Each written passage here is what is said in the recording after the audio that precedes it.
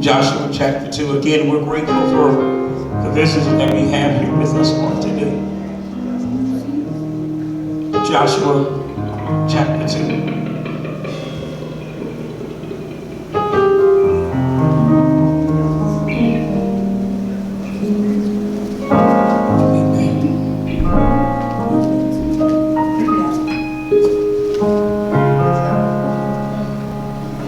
It's a little bit of reading, so ask that you bear with me. Joshua chapter 2, and we'll start at verse number 1. We have it? Okay.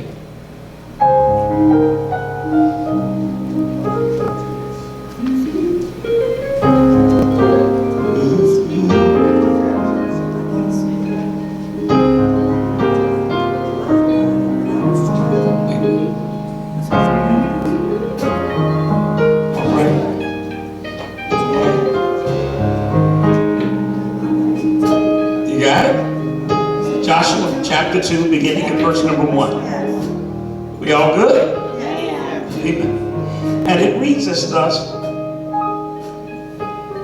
And Joshua the son of Nun sent out of Shittim 2 men to spy secretly, saying, Go and view the land, even Jericho. And they went and came into an harlot's house named Rahab, and lodged there. And it was told the king of Jericho, saying, Behold, there came men in thither tonight of the children of Israel to search out the country. And the king of Jericho said unto Rahab, saying, Bring forth the men that are come to thee, which are entered into thine house, for they be come to search out all the country. And the woman took the men and hid them, and said thus, There came men unto me, but I wist not whence they were. And it came to pass about the time of the shutting of the gates, when it was dark, that the men went out. Whether the men went out, I will not. Pursue after them quickly, for ye shall overtake them. Look at what she did. But she brought them up to the roof of the house, and hid them with the stalks of flax. And she laid it in order upon the roof. And the men pursued after them the way of Jordan unto the fords. And as soon as they which pursued after them were gone out, they shut the gate. And before they were laid down, she came up unto them upon the roof. Look at what she says. And she said unto the men, I know that the Lord has given you the land, that your terror is fallen upon us, and that all the inhabitants of the land faint because of you.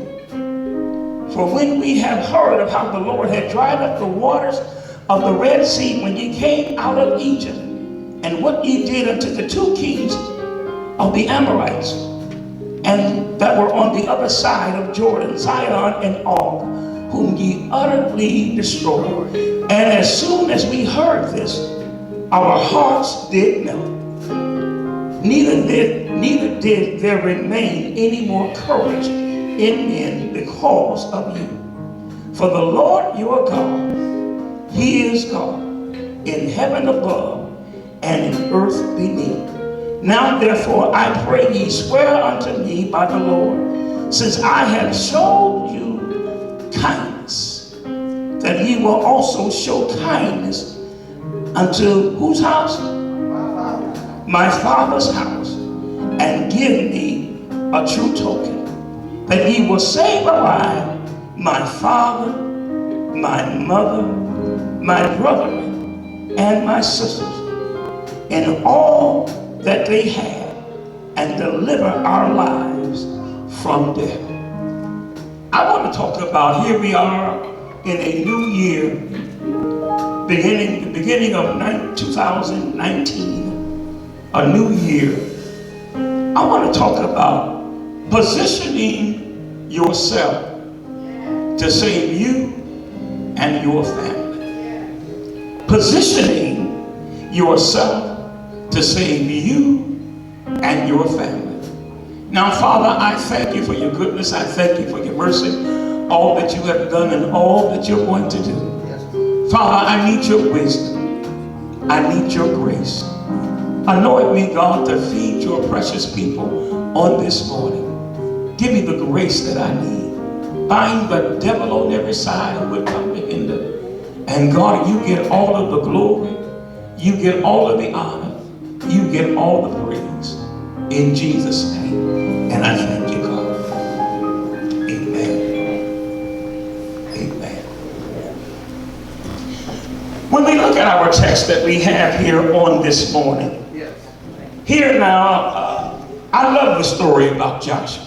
I love it. I think it's probably one of my favorite subject matters, Joshua.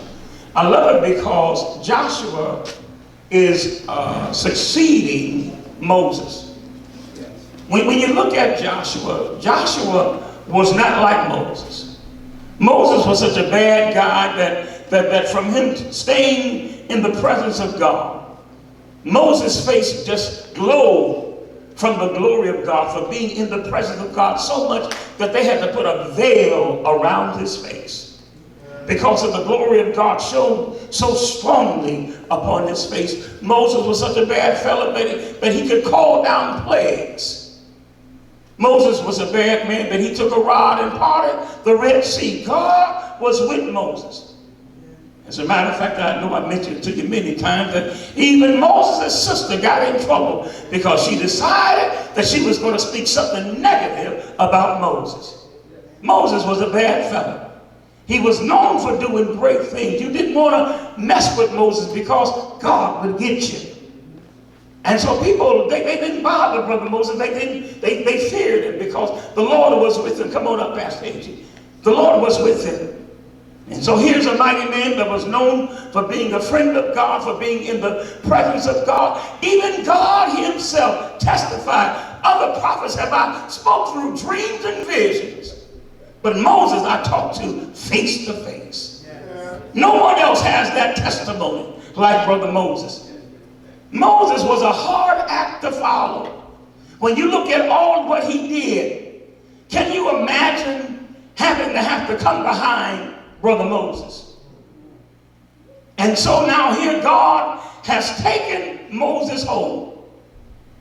And here now Joshua has to take his place. Now Joshua was not known for miracles. There's no place in the scripture before this time that you ever heard God talking to Joshua at any time. He was not known for miracles. He was not known for anything miraculous that he done by this time. And here now God has called him to leadership. And here now Joshua has to step up and come behind Brother Moses. Sister Dolton, I would hate to have to come behind Moses because people's expectation has already been raised up here and you ain't even got started. You don't even have any history of anything close to that. And so now here God tells Joshua, Moses, my servant, is dead. And it's time for you to take the children of Israel over the promised land, over the Jordan River into the promised land. All they've known for the last 40 years is Moses. 40 years. And now it's Joshua's time. And so now after God let Joshua know that I called you and that it's time for you to take the people over the Jordan River, it's time for Joshua to go out and survey the land. And one of the first things Joshua did, he sent out some spies. And you all remember what happened back 40 years ago when they sent out spies before because they got close to the promised land before. And here they sent out 12 spies. And when they went out, they saw the land, they came back. 10 of the men came back with a bad report. Only 2 of them had a good report. And because of the bad report that the 10 spies gave, it caused all of the children of Israel to be discouraged. This is not a part of my sermon, but I might as well throw it in. You got to watch who you listen to. You got to watch the people that speak into your spirit because some folk are full of negative things. They'll never have anything good. Always got something bad to say. No matter how wonderful something is, they're going to always see what's wrong with it. That's right. Amen. And here now, these people full of negativity, full of bitterness, spoke a bad word, and it got in the minds of the people. Even though Joshua and Caleb, the 2 that had the good report, was trying to encourage them, they didn't want to hear them. They leaned on the side of the 10. And because of that, God got angry. And he said that now for the next 40 years, you're going to wander this wilderness. Have you ever made a bad decision and it seemed like it followed you a long time? Am I the only one that have made a bad decision? It took 20-some years before your past can get behind you. And here they are now. They have wandered the wilderness now for 40 years off of a bad decision. And now it's time for a change. And now God is getting ready to take them over the Jordan River. So Joshua learned from his fathers. He learned from the others that he's not going to make the mistake that the other people made. This time he didn't send out 12, he just sent 2. And the 2 spies went out to spy out the land.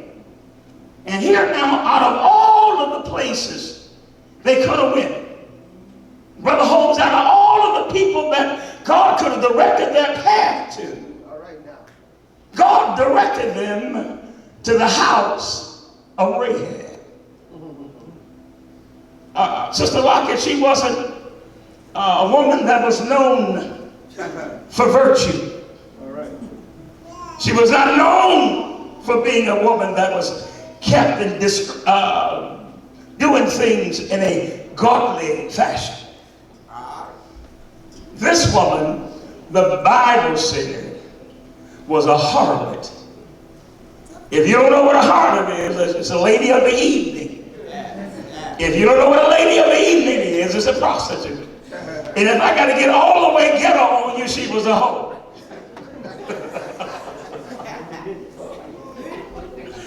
I know y'all don't want to hear this. I see I done messed up already. I'm trying to be dignified. Out of all of the people, God directed their path to go to the house of Rahab. And so the reason why they went there, because it wasn't anything unusual, Brother Eric, for strange men to kind of creep in there. After all, it was what was going on in the house. So it wasn't anything unusual for strange men to walk in and out and do whatever they do and come on out. And so they decided that we're just going to go in this house. But Rahab had enough sense to realize these brothers are from the land of Israel.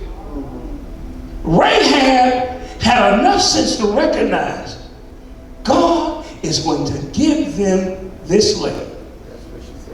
And so she made up her mind that, look, if I'm going to save myself and my family, I got to do something different. She said, I can't keep doing what I've been doing. Because I see things are about to change. That I can't keep going the way I've been going, because God is about to bring this thing to an end. So she had enough vision, enough foresight to realize that I got to find out which way God is moving and then move with God. And here this woman, this unlikely woman, this least likely woman decided it's time for me to change. That's right.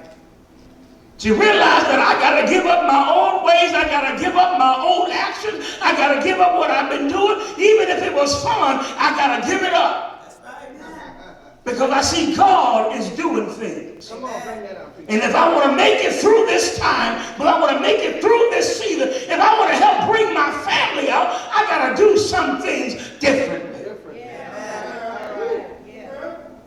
You can't get new blessings doing the same old thing. Folk looking for new change. They're looking for change. They're looking for things to be better, but they want to keep doing the same old thing that they've been doing, looking for it to be different. Rahab recognized that I need to change. Have you ever gotten to the point in your life where you realize I need to change? Yes, amen. That I can't keep going like I'm going. Yes. I'm not going to make it like I've been doing. That's right. That it's time for me to change. Yes. Even when it comes down to our own lives. That's right, yes. We all hear, I hear quite often, myself included, the people that come. We say, God, fill me. Yes. Fill me, God. Lord, yes. Fill me with your spirit. Yes. Give me more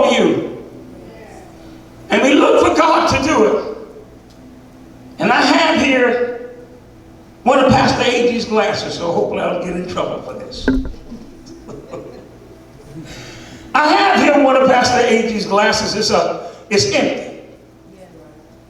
But if this glass is filled, I can't put no more water in it because it's filled. It won't receive any more water because it's filled. When we look at our own lives and we ask God to fill us, give me more of your spirit, give me more of your love, give me more of your peace, give me more of your power, give me more of your joy. God said I can't do it. You know why? Because your glass is filled. It's full of my old ways. It's full of anger, full of bitterness, full of jealousy, if you will, full of pride, full of vengeance. I always want to get even with the folk that done us wrong. And it's filled. We keep saying, God filled it. And God said, no, we got a problem here. Because you're too full of your own ways. You're too full of your own lifestyle. You're too full of your old mentality. You don't have enough sense like Rahab to understand, I got to empty my cup. I got to get out of my old ways. I got to get out of my old mentality. I got to get out of my old attitude if I'm looking for God to do something different in me. I'm sorry, God. Please forgive me for talking so loud. I'm trying to be dignified. Preach the word. Hallelujah. We won't empty out. We cleave to our old ways. And then wonder why, God, why you can't give me no more peace? I pray, I'm looking to you.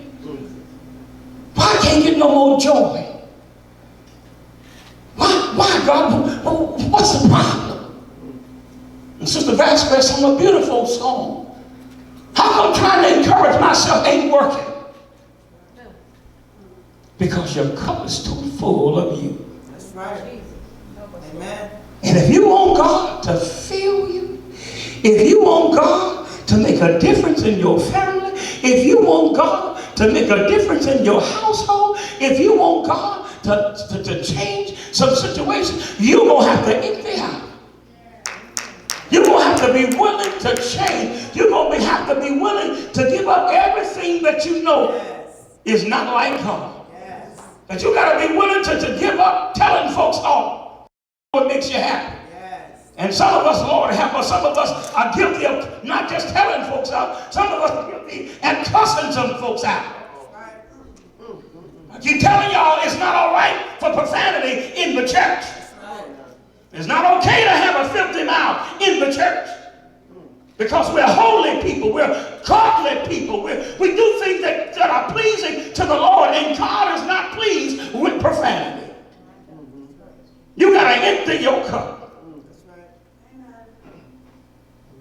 And so here this woman who made a lifestyle of harlotry, a lifestyle of doing things that was against the word of God. This was her lifestyle. This is what she knew. This is what she was known for. If she had any friends or associates, everyone knew about who Rahab was.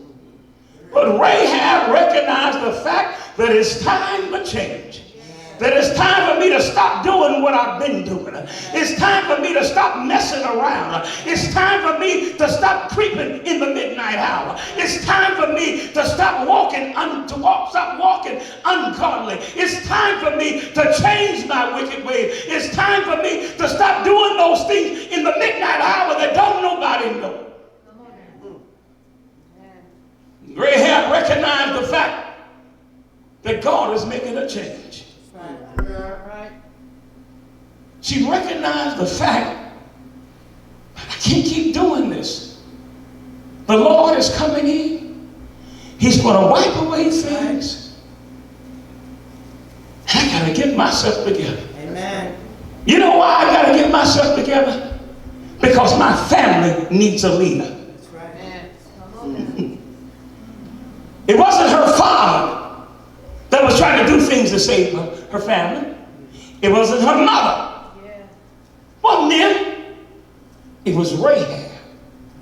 Rahab knew she had to be the one that if my family's going to be saved, I got to seize the moment and turn this corner. And she did something different that would affect her whole family, her future generation. Amen. She decided that she was going to change. All right. And she made a decision That's right. that I'm going to walk away from all that I knew. I'm going to walk away from my old associates. Yes.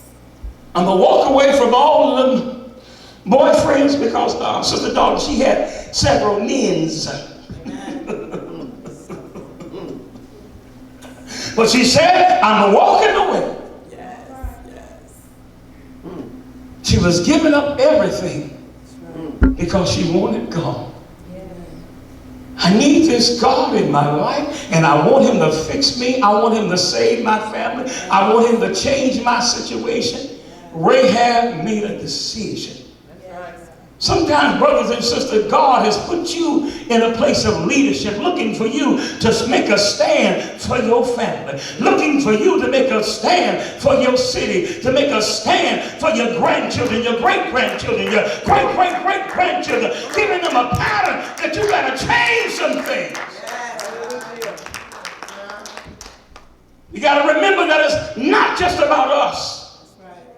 It's about those that are coming behind us.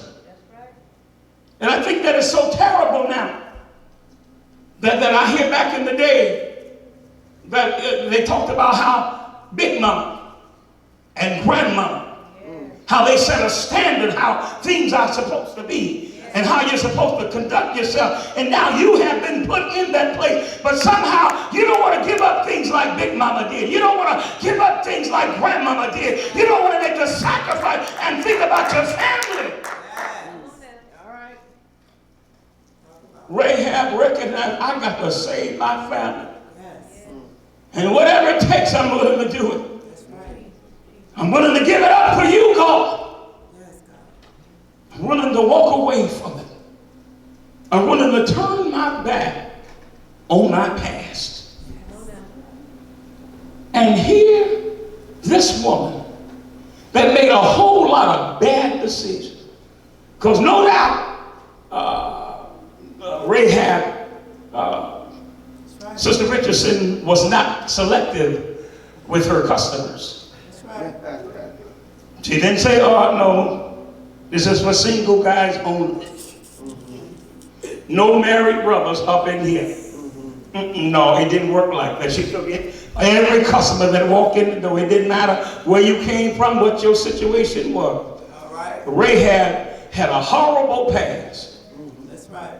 But then Rahab made one decision. Yes. And that one decision changed the course of her life. Yes. I tell you all the time that I have done a lot of things wrong. I made a lot of bad decisions, especially, Sister Deandra, in my early 20s. Yes. I made some horrible decisions. Wow. But also in the midst of making them bad decisions, I made one good decision. I decided that I'm walking away from my old path. I decided that I'm going to give up running around in the streets. I decided I'm giving up the nightclub, that I'm giving up the Budweiser, that I'm giving up the women, that I'm giving it up for God, that I'm going to say yes, Lord, and no to sin, that I'm going to give him my life, that I'm going to walk upright, that I'm going to do his will, that I'm going to walk in his way. I may have made some mistakes, but giving my life to God,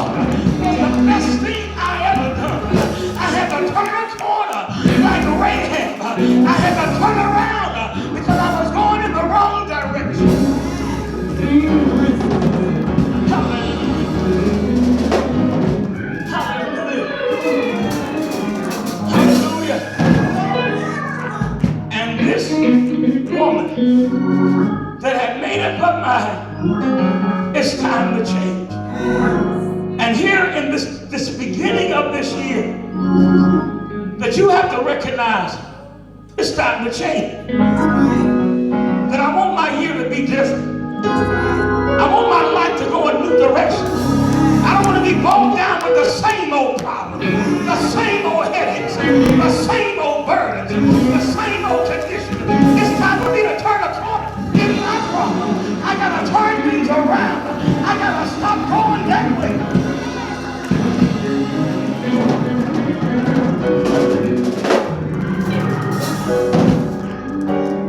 Rahab made a decision, and the thing I like about that, she didn't take time to ask somebody, Mother McGee, what you think? What you think? You think I should stop tricking? You think I should stop walking and being all the time coming in here? Oh, no, she recognized this. I got to get myself together. It don't matter what somebody else thinks. It don't matter somebody else's opinion. I got to save myself. I got to save my family. I got to save my nieces. I got to save my nephew. I got to help mama out. I got to help mama out. I got to turn things around.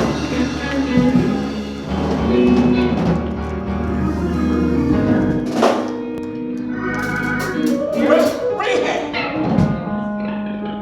the harlot, positioned herself, put herself in a position for blessing. And you think out of all of the families, because nothing just happened, Sister Diane, that God's got a plan for everything. Out of all of the people, the billions and millions of people that have come through this life, God made choice of Rahab's family to put them in the lineage of Jesus Christ. Because this woman turned the corner. Because this woman said, enough is enough. It's time for me to change. I got to stop going a new direction. I got to get myself together.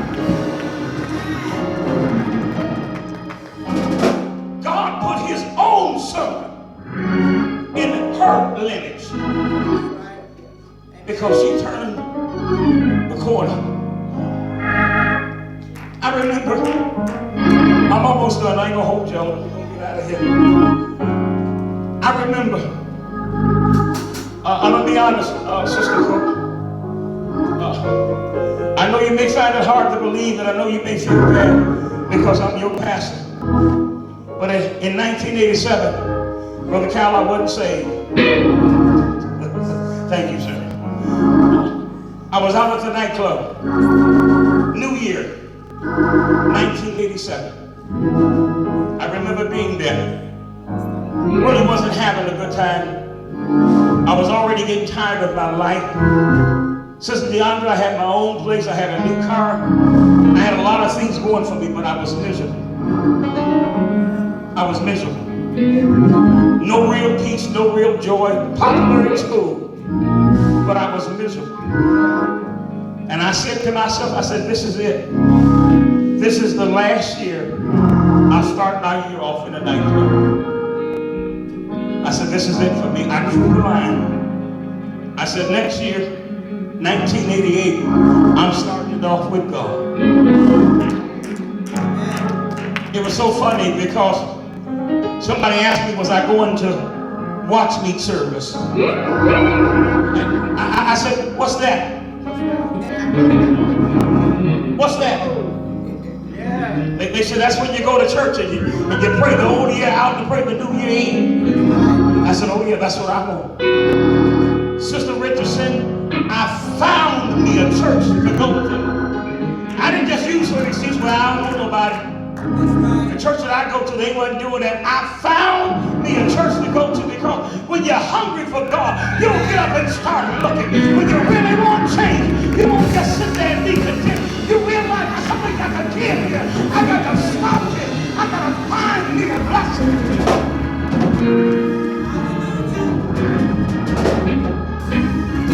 So I found me a church.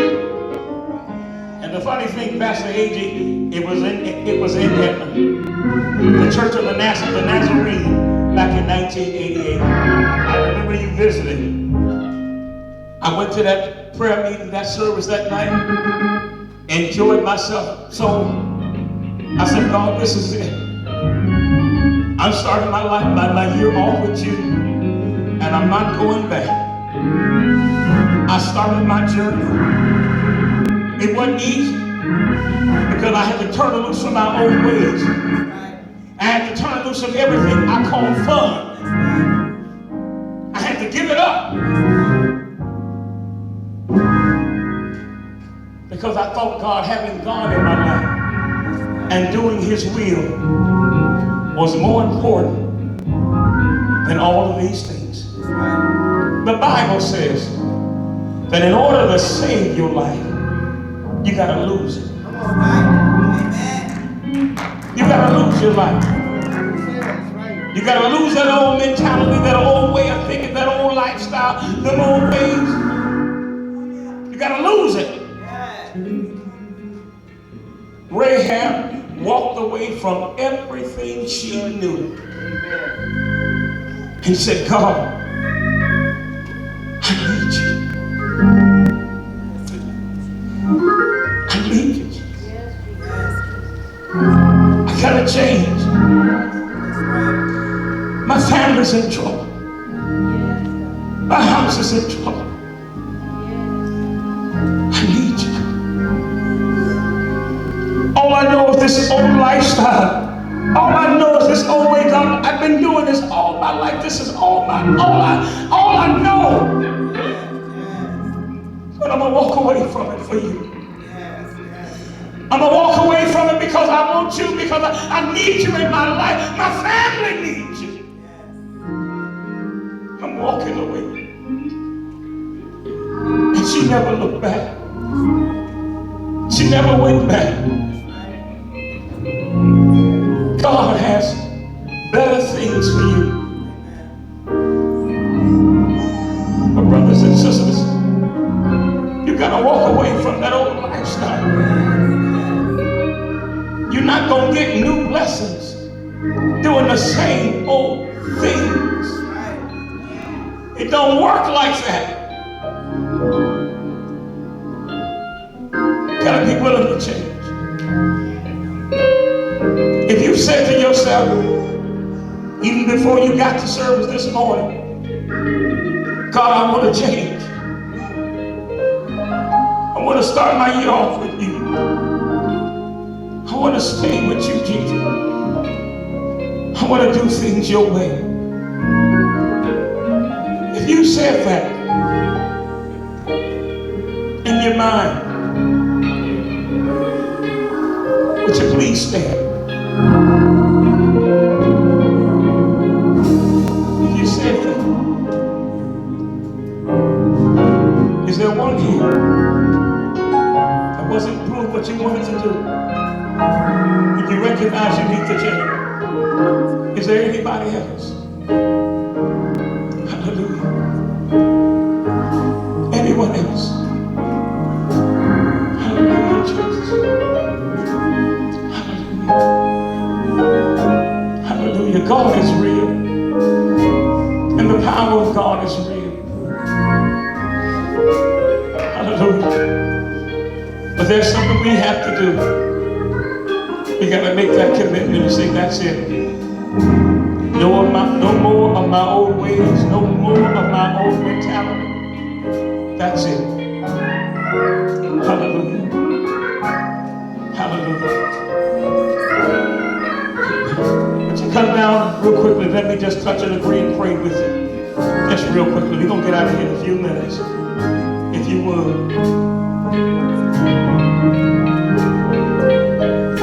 Come on to Jesus. I surrender.